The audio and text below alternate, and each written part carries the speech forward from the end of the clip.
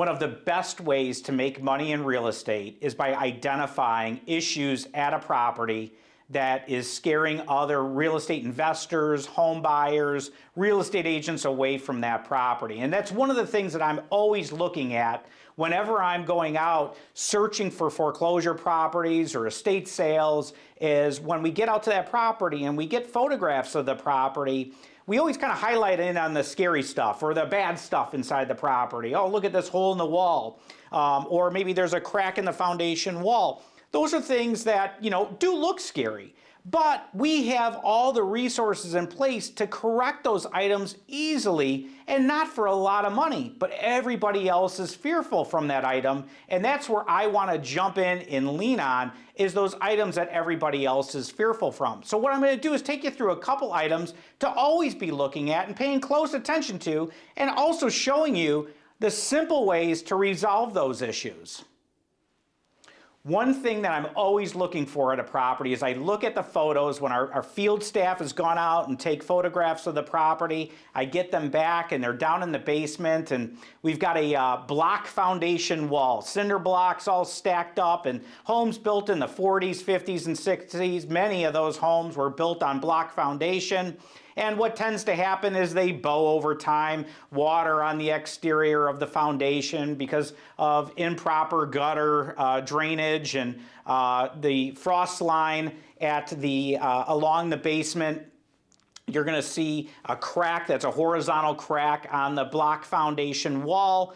Looks scary, looks like it, could be caving in. It's probably moved in for a couple inches and that's about it. But that's something that I'm looking for. So when I see that, I'm absolutely like, man, what an opportunity here. This is something that's scaring everybody else away from this property. For me, I'm like, this is an absolute opportunity. So when I've got a block foundation wall that is bowing in a little bit, I don't sit there and freak out. I say this is an opportunity. So what we'll do is we'll end up contacting our structural engineer, Joe. Joe comes out to the property, he looks at it, he'll draft a plan. Hey, you're gonna need to put beams in every 5 or 6 feet on that wall, and that'll end up giving it the structure. He will then sign it, stamp it, and now we've got a plan in place. We correct it, and once it's corrected, we could hand it off to a new buyer. We don't even need to hand that off to the new buyer because the item is corrected. There's no longer an issue, and the structure is sound. And so we have those resources like Joe, the structural engineer, who will come out and do that, and then that limits our liability. We've taken care of that one item that looks so scary,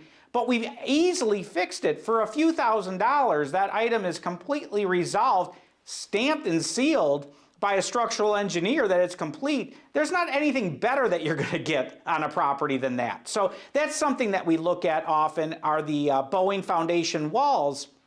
And there are times where there's a major issue in the foundation, and we have Joe out there, and Joe's like, yeah, this is something that's way above my pay grade, and we're going to just walk away from that particular property. That won't even get into your hands. So it's not something that you're ever going to need to worry about. That's something that we're looking at as we're analyzing properties. But I want you to be clear, when we send out properties and you see something that's got a block foundation wall and it's got a crack that's a horizontal crack in the wall, and you see that, yeah, it's something that's easily remedied. We do this all the time. That's something that I specifically look for whenever I'm getting these foreclosure properties, because to me, it's an opportunity, and I know that everyone else involved in the transaction, or other people that are trying to sell their home, or other real estate agents, they're all scared of that. And we have a simple solution that's very inexpensive, and to do it properly, and also to have that document in hand to limit all the liability. Another item that I look at, so let's say I've got a property, the sump pump in the property has failed. And that happens so often on these properties, specifically foreclosures. The bank wasn't paying the electricity, ComEd turns off the electric, there's no power to the sump pump fails, you get a foot of water in the basement, sits there for months, you end up getting mold a few feet off the ground, you only had a couple inches of water, but the water wicked its way up in the drywall, and now you've got 3 feet of mold. Looks scary. Very, a great deterrent for other real estate investors, home buyers, and real estate agents. Again, this is something that's so easy to fix. Now, I'm not trying to diminish what these items are. They are items. They need to be addressed. But if we address them properly, there's nothing really to worry about on those items. They are opportunities at that point. So now I see that the 3 feet of mold in the basement.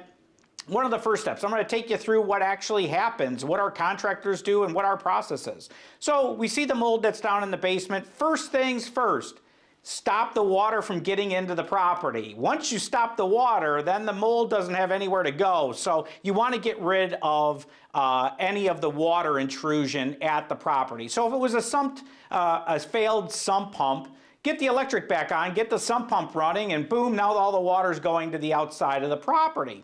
So we fixed the problem where the water was coming from. But now the next problem is we've got 3 feet of mold that are down there in the basement. But there's probably mold in other areas. It probably got to other spots. I'm not a mold expert, but I've been around doing enough homes with mold to know what kind of happens. So there's probably mold in other parts. So what'll end up happening is the renovation contractors will likely have our mold guy, Mike, come out to the property. Mike will go through. He'll end up running his ozone machines throughout the property, which ozone ends up killing the mold that's inside the home. Then Mike, our guys will rip everything out, kind of clean everything up, just do a general clean. Then Mike, after everything is completed, Mike, the mold guy, is then going to come back out to the property and he's going to then do a clearance test. He's going to test the outside of the property and the inside to see if the mold levels are higher in the inside of our house versus the outside. There's going to be mold in both areas, outside and inside, but we want those to be somewhere in a range that I guess is a level amount.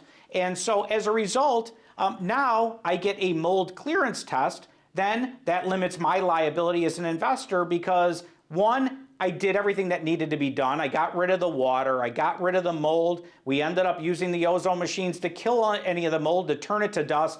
Now I've got a clearance test from a lab that says that the property does not have elevated levels of mold. So now at that point, it's not something I need to disclose. I would only have to disclose it if it's a reoccurring issue. The mold keeps coming back because the sump pump keeps failing and I keep getting water. That's something you have to disclose. But having the certificate in hand that shows that a clearance test that I no longer have any elevated levels of mold reduces our liability as a result. So something that looks, again, very, very scary is not a big issue for our investors. It's having the right people in place and then also having documents from the professionals to show that these items are remedied. That is key, and that's why whenever I see a property that has mold in the basement, I'm all over those properties because it's a simple fix, and that is another area for opportunity. The greatest opportunity is working in areas where everybody else is fearful. So as long as you've got the right resources, and when you're working with us, I genuinely have great people around us. We've built up a great team of people that we can rely on. So if I need a renovation contractor, I need a plumber, I need an electrician, I need a roofer, I need a mold guy, I need a structural engineer, we've got everybody that we could possibly need. Now, I'm not saying let's go after an absolute train wreck. I avoid those like the plague. I have no interest in trying to go after something that's a major rehab. But these little things, when you identify that, you see that, it's something you should be running towards and not running away from because there is a lot of opportunity there. So as always, if you ever have any questions, give me a holler and check out our website, chaseforeclosure.com. Thanks.